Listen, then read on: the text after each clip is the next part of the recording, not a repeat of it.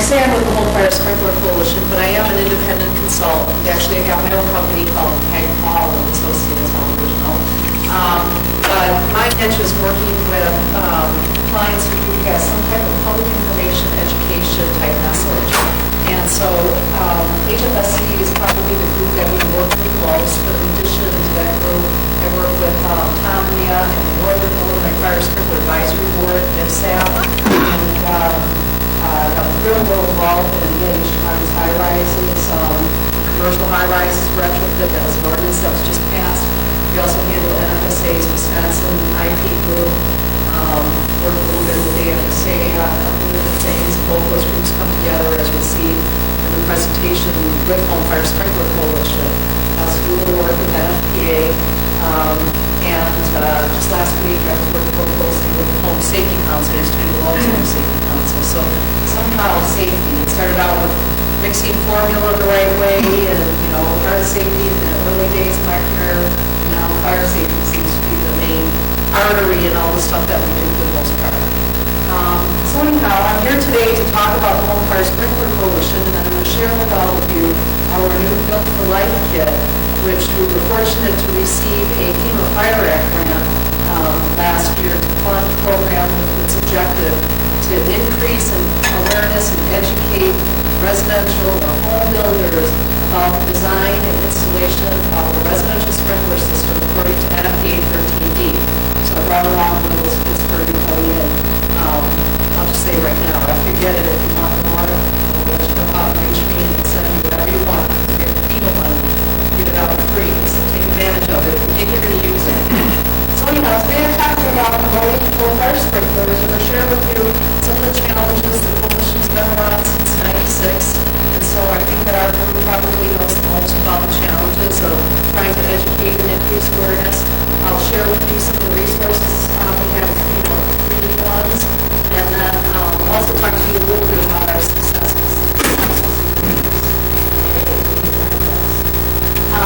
I'll provide an overview of residential fire sprinkler facts, HFSC's 8-year experience with increasing awareness. I'll just touch on that a little bit.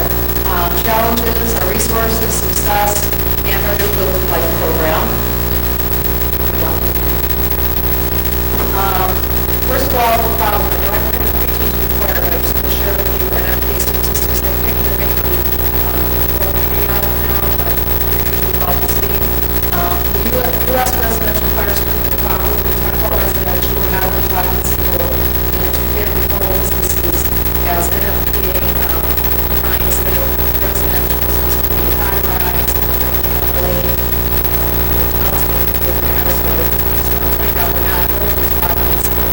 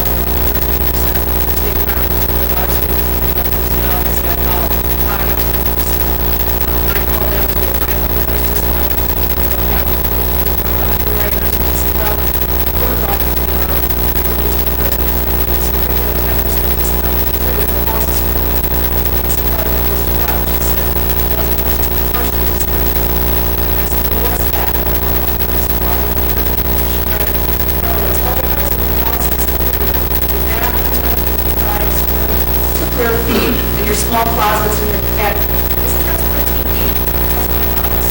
My church is. How stupid are you? You just took money out of your own pocket. So I got 5%. So hopefully this is more of a change that I think here was figured out. The insurance industry has really done that. But it needs to learn. And our place is not they got some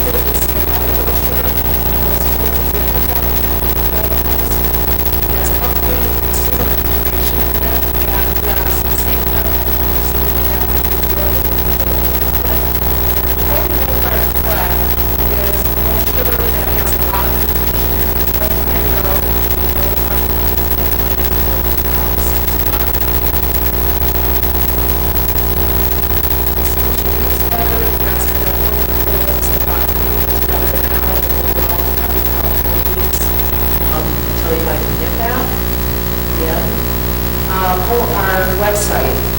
If you haven't visited it, please, homefiresprinkler.org. We have everything on there that we downloaded as a PDF file. We have a little animated 7-minute during a house residential fire with sprinklers and without sprinklers. Anyone can download the program. It's pretty dramatic. Play on our computers. Everything downloaded and used. That's why it's on the website. The coalition decided let's just make our material as available as anybody wants. We have a lot of fire departments who are linked to our site now. Anybody wants to link to the site, you can link to it. We have animation showing how the sprinkler is activated. It's a couple minutes long. It's a little interactive. We have an animation showing the difference between how much water is used in the sprinkler versus the firefighter hose. We have fish floating around where the firefighter hose is used. So just some really good education educational tools on there. And if you don't use it for yourself, make sure members of the fire service are aware of it because it's all free.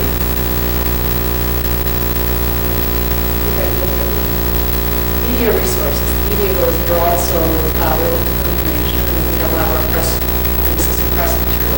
So if you're in a situation where someone from the media is asking you questions, just remember this is a good resource for media fact sheets and all that stuff. Toll-free number. Seems like more popular internet websites than the less number, which is fine to your damaged email requests. Just a little wrap up. Each of us has had successful media results, and Ron Hazelton has been so generous with us as a national spokesperson. He's done 4 Good Morning America stories and copies of all of them. And Ron has become a friend, and he retrofitted his home when he moved or bought a single-family home in Fairfield, Connecticut. So he did a rented apartment up until then. And so he has been very helpful with the kinds of local issues and he's in the video that I'm going to show you in a few minutes. And our results, members of the fire service utilize our educational material quite a bit. National TV coverage, I mentioned Ron, we did the stories 97, 99, 01, and last year.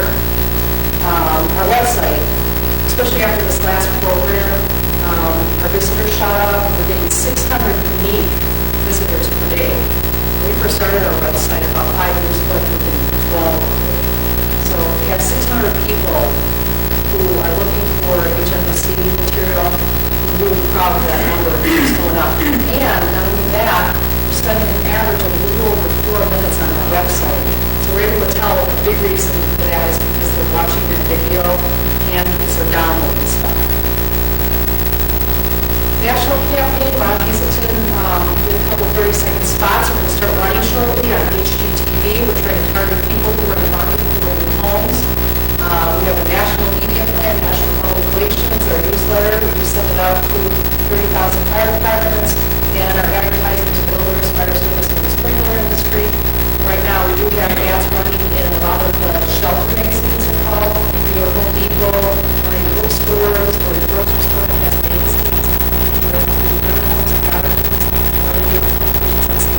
We have an ad there right now. It's a dad sitting on the bed with a baby, and what you can't see can save you. And you look up and you really see the sprinkler. It's a beautiful ad, and so if you have the opportunity, I'd like to grab a couple of magazines to show you. Builder education kit, I'm going to share that with you shortly. There's a good video and brochure, and it's free to members of the home building, fire service, and fire sprinkler industry. So again, if you're handed out, if you see anything you want a bunch of copies, please take them. Again, this is funded by a FEMA grant, so we're not charging for anything. It's all free. And again, I just want to really emphasize that our message is the prevention, gathering out education programs. We want people to have fires in the first place.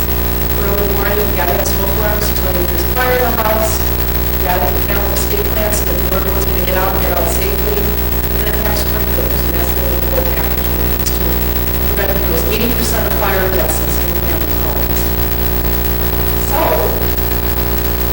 with that, I'll talk to you a little bit about the kit, and we'll show the video. This is the build kit that we were able to produce with the FEMA grant. And again, the purpose of this kit is we're trying to educate builders about thinking behind the design and installation of a residential sprinkler system. One thing we learned about being at the builder show is that builders in many ways are like consumers. So many builders think when the system goes off, they don't understand that each sprinkler is individually activated. They have no idea that it's a life safety system and you don't have to do attics and garages. We really learn that the level of knowledge among the building industry and builders is very, very low, lower than you would expect. The purpose of this kit is to educate them, make them aware of all of the details behind the system. The video I'm about to show you is about 16 minutes long, but here it is inside this kit's board. Each get a copy. We only have it available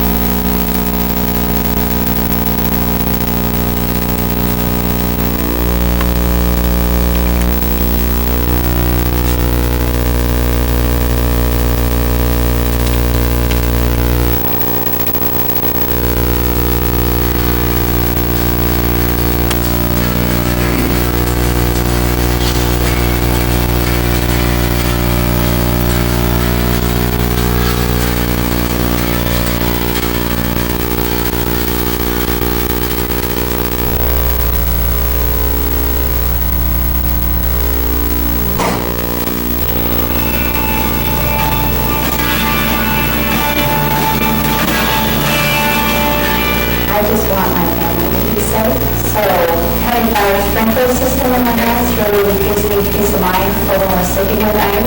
That's got my money out in the unit, and so we want to make it safe for her. Fire sprinklers are truly to keep our family safe.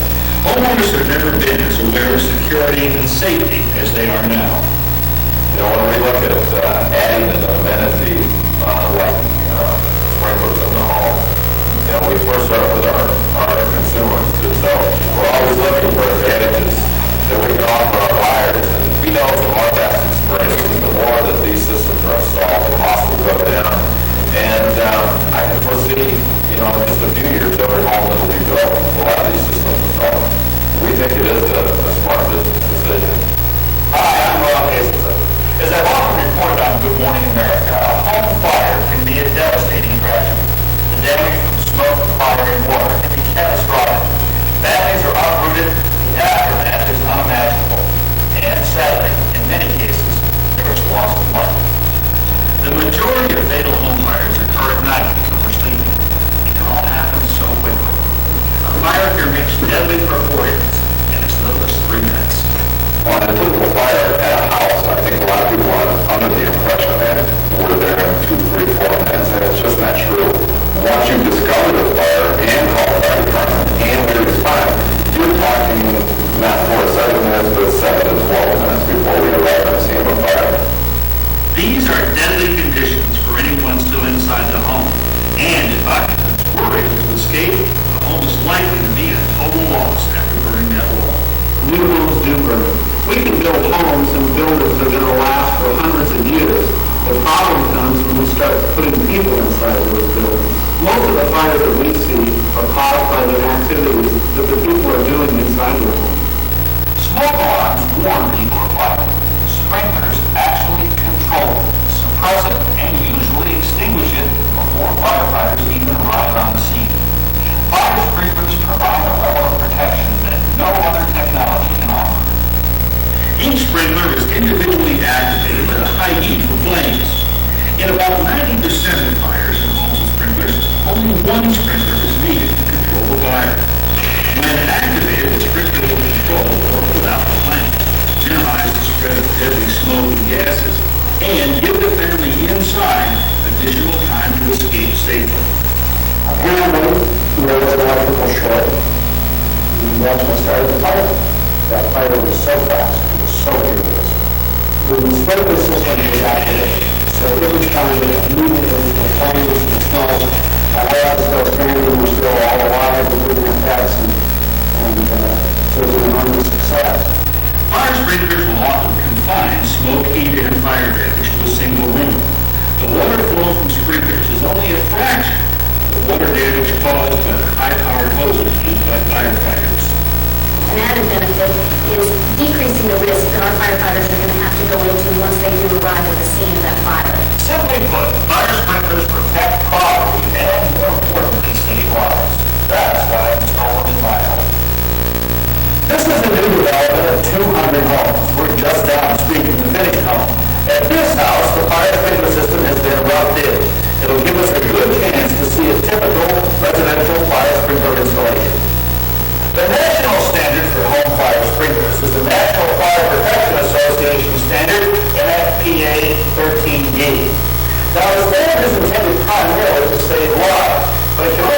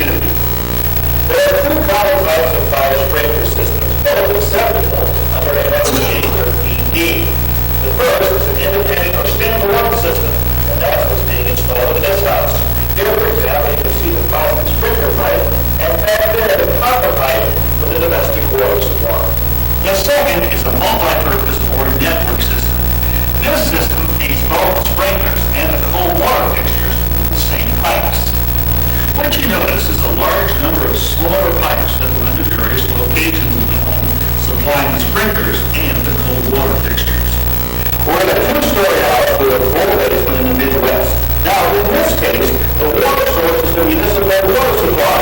That means the 10-minute duration required by NFPA 13D really shouldn't be a problem. The water will always be available when it's needed and it should never run out.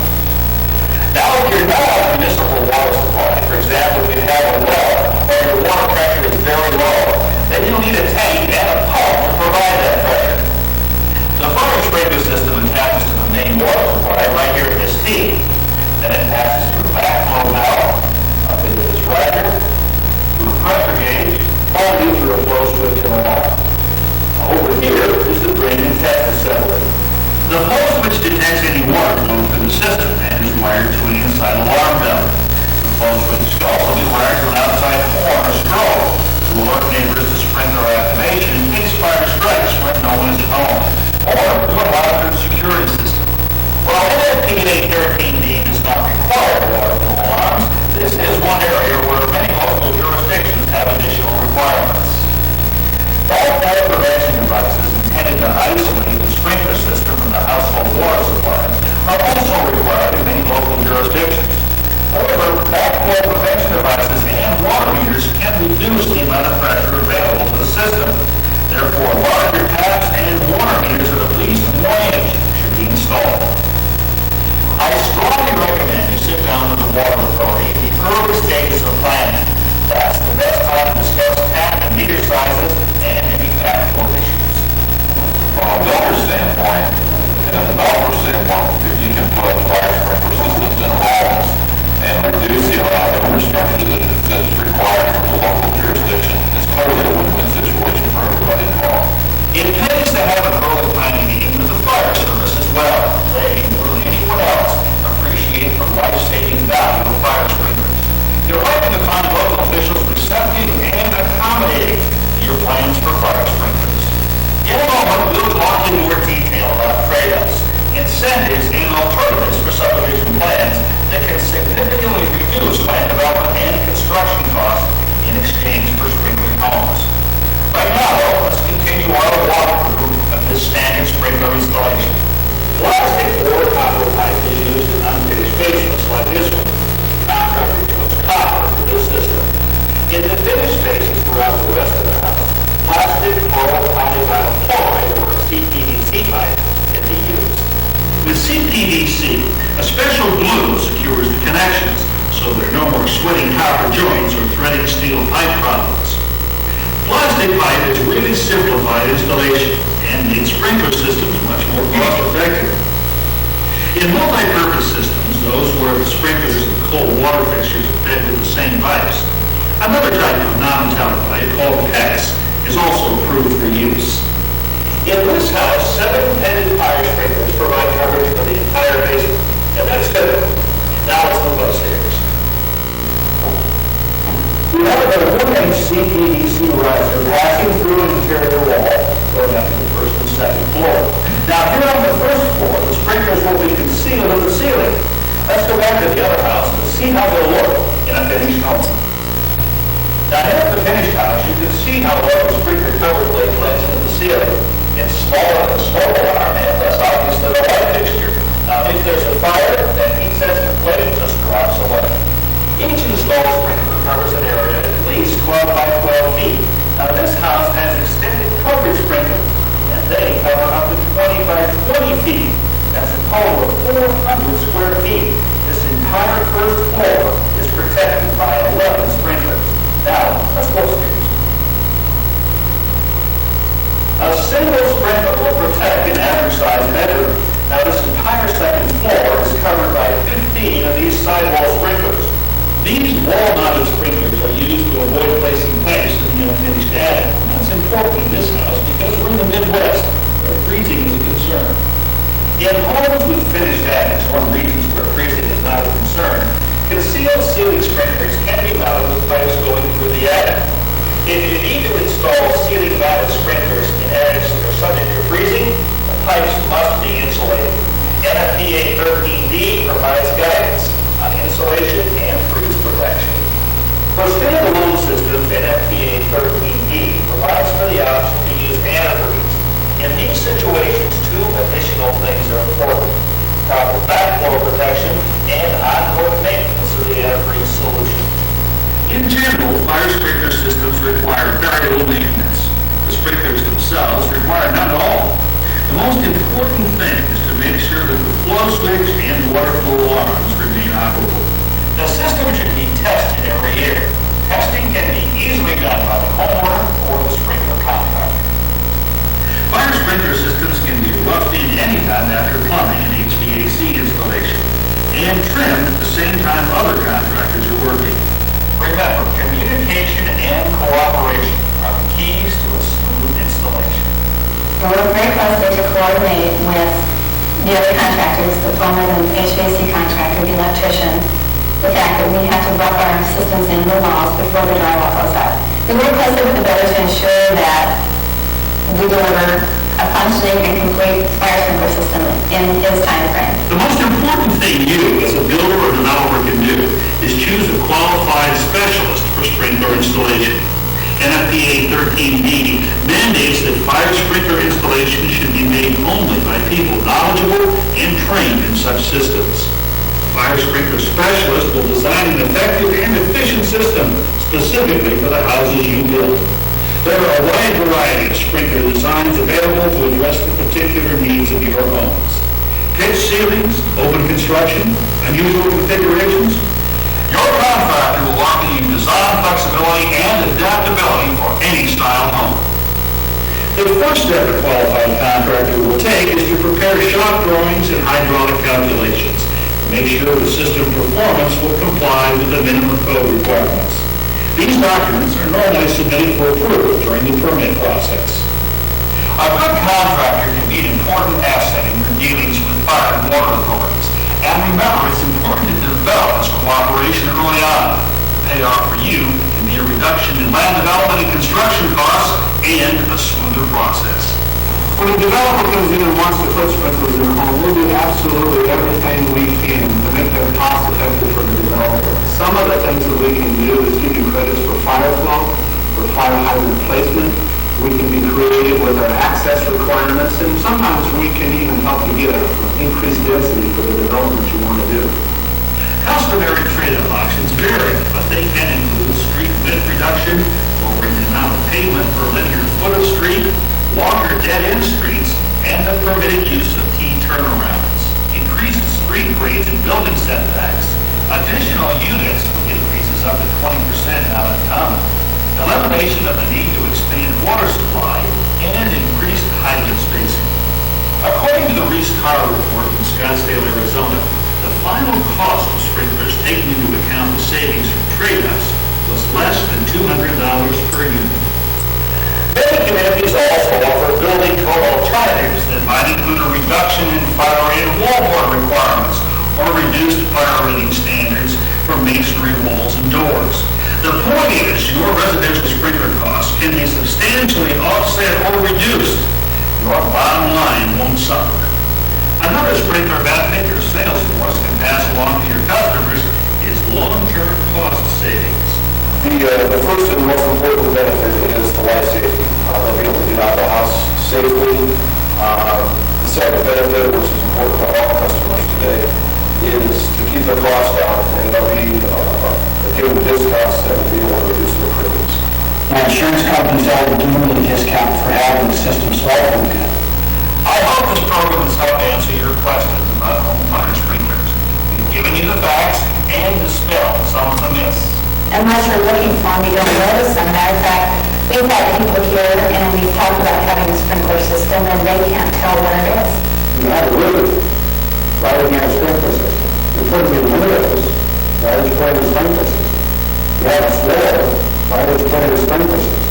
If in other words, it is such an integral part of a solid, safe structure, you can hardly do without it. Here's a recap of the key points to remember about home fire sprinklers. First, follow the requirements of the National Consensus Standard, published by the National Fire Protection Association, NFPA 13B. Second, choose a qualified contractor, experience with residential fire sprinkler systems. Third, work with local fire officials before beginning the project to establish all requirements and discuss trade-offs. Fourth, work with local water officials to ensure proper water tap and meter sizes. The Home Fire Sprinkler Coalition website is your resource for information on residential fire sprinklers. Go to www.homefiresprinkler.org and click on Building Professionals. Your customers want protections fire sprinklers afford. You can provide them with greater safety and higher home value, all the while doing good for your community and well for yourself. Install home fire sprinklers in the homes you build and save lives, one family at a time. Thank you for watching.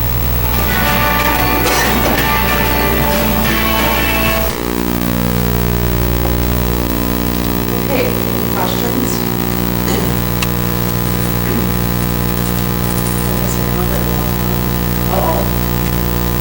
In all of your presentation, one point you didn't make that I think is important is that NFPA always has been based on the premise that only 2 sprinkler heads will activate. And that results in the 300-gallon, 10-minute water supply. And there's probably 3 or 4 places in the presentation where I think that should be made, because it'll dispel some of the myths, and it will give people a greater confidence in the system, knowing that, they're basically being protected by only 2 heads, 30 gallons a minute, not very much water in terms of, the resultant damage. Yeah, that's a good point.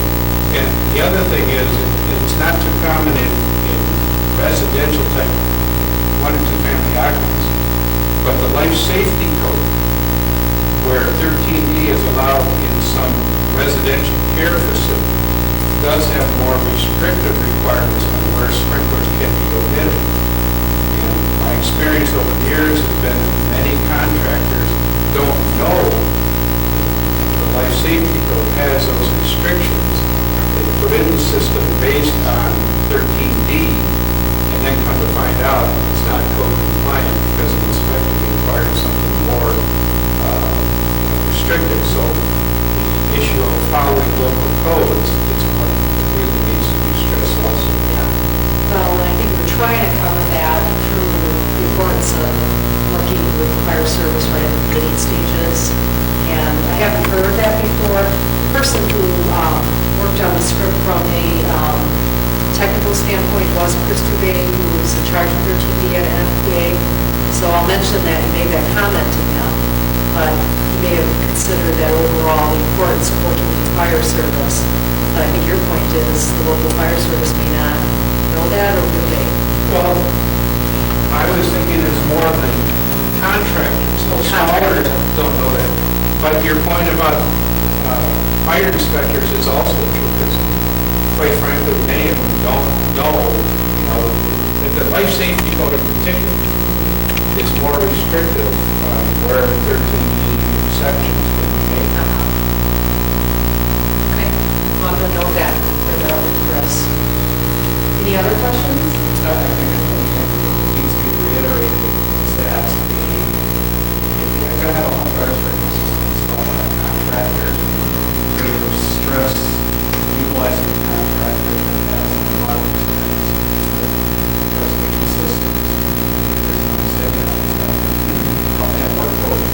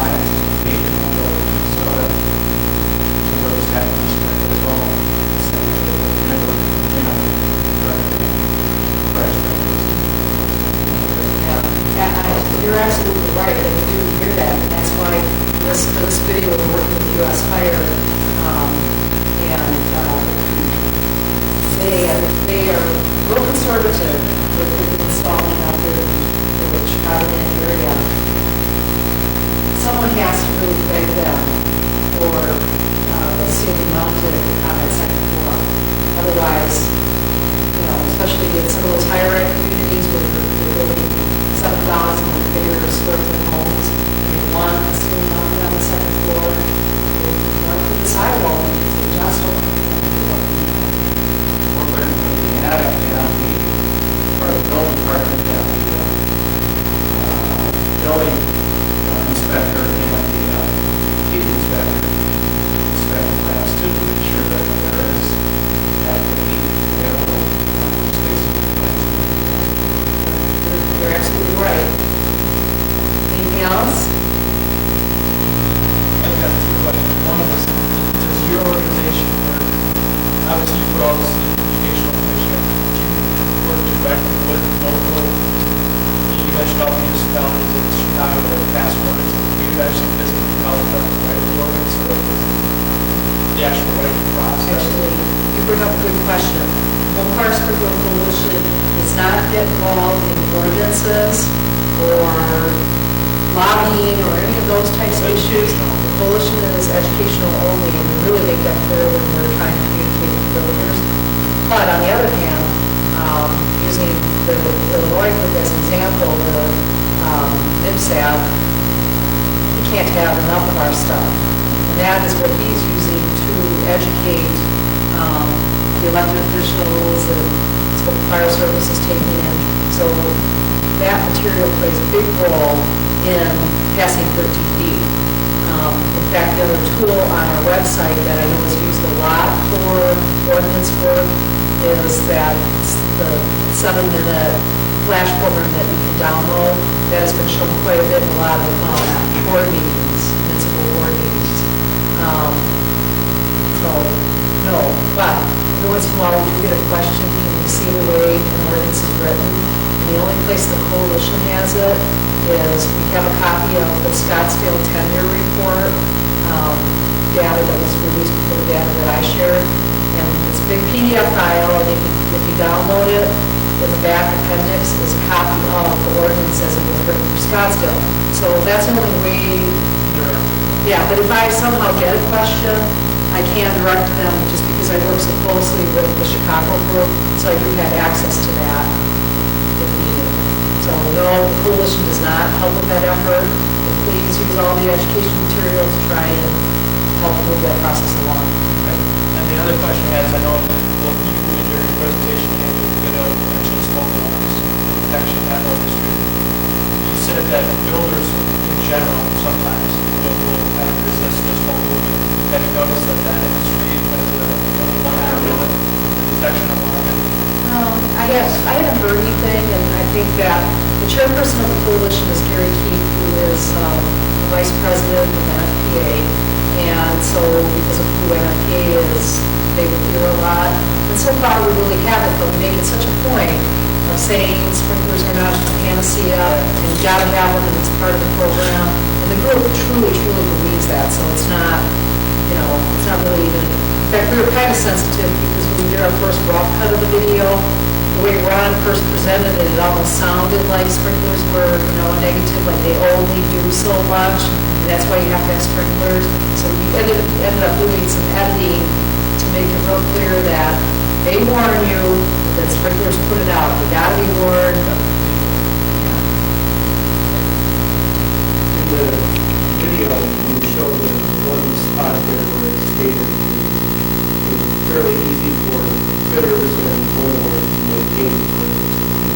Has that been an issue, maintaining it? Is that something that has been a problem for home fire sprinklers, 13D systems, or is that a myth? We haven't heard of a problem yet, and in Scottsdale, we haven't heard, I don't know if they're doing some type of proactive program. I had my system installed, and I asked, now what do I do? They just took me over and showed me how to turn the flow valve, and then told me, wait till the alarm goes off, let it run for, you know, a little while, turn it off, and that's all I needed to do. So that's all I do, but, you in some of the communities like in Scottsdale or Long Grove in Chicago or some communities in the east or west that have had ordinance for over 15 years. I haven't heard anything about problems with regular testing. So, and which, by the way, the coalition did apply for another Fire Act grant, and if we get it, which we should hear any day now, that funding is going to be used for just that, a homeowner education program called Living with Sprinklers. The purpose of it will be to provide people with how to take care of your sprinkler system when you're living in a home. And ironically, we shot this video in a Pulte development. It was in West Dundee where there is a 13D ordinance, and that development had 200 homes waiting, and they all had a sprinkler. The funny little sidebar story was the general manager of the builder said, I found out we had these sprinklers in this development, and I was not happy. He said, now that we're just about wrapping it up, we have no problems at all, we're working with the contractor, they do all the permit work, they really made this easy. They told us up front what the road would be, where their work schedule would fit, approximately how long it would. So we really had a value of working with the sprinkler contractor, and sees the benefits. I don't even know if Pulte really got any type of trade-up benefits, it was an ordinance and we had to live with it, but Pulte would not let us put their name in the credits of the video. So it's really interesting working with a lot of builders in terms of how much they're willing to give, and especially big builders with big corporate offices, it's been challenging. But the one thing he asked me was, you're the coalition, do you have a piece of information that I can put in my closing kit? And I said, well, you have the one, particularly that most, but that really dispels the myths. What he was looking for is now you're living in a home with sprinklers, what do you do with it? And so we kind of used that as a rationale for why we need more FEMA money to develop educational material. And Ron Hazelton will probably walk through the whole home. And the issues we'll discuss will be don't paint them, don't hang things up on them. This is how you do the flow test. Just the standard general information that you would know. The other thing Pulte brought up was, I'm going to use your educational material because now we've got a bunch of model homes, and we have people coming in who will need that's just go, oh, I love this home, but I don't want my home to be flooded. So Pulte is now using our education material to educate the people walking through the model homes. So keep your fingers crossed on FEMA grant. Anything else? All right, well then I brought the kits, and then I brought up a bundle of the builder brochures, and I guess will I just put them over on the table for everybody, or hand them out? Table? All right, so grab them. Now, I'll just share with you, if you wanted to contact me, I don't think I brought a supply of assistance like I should have, but you can send me an email, and Steve has it. Otherwise, give it to you if you want it. Is it in the kits? No. Yeah, It's top secret, only certain people get it. Otherwise, they just call the toll-free number or fill out the form.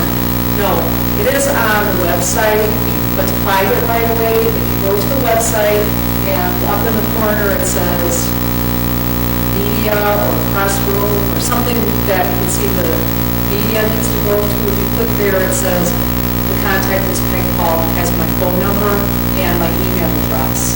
So if you don't want to write it down, we'll get it to you. If you want more material, just go to the website and look for media or classroom, and that information is there. For those of you writing it down, my email is peg, at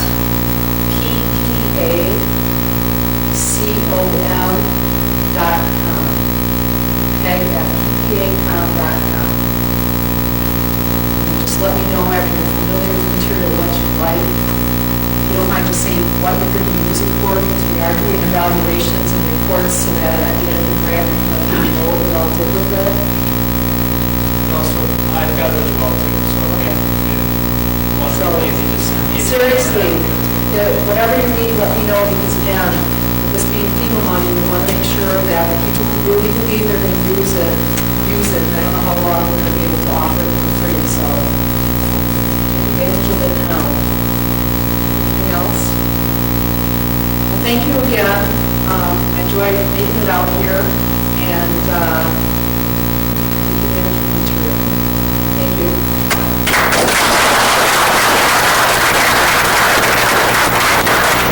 Okay, just to wrap things up then, so heavy materials will be over on the table there.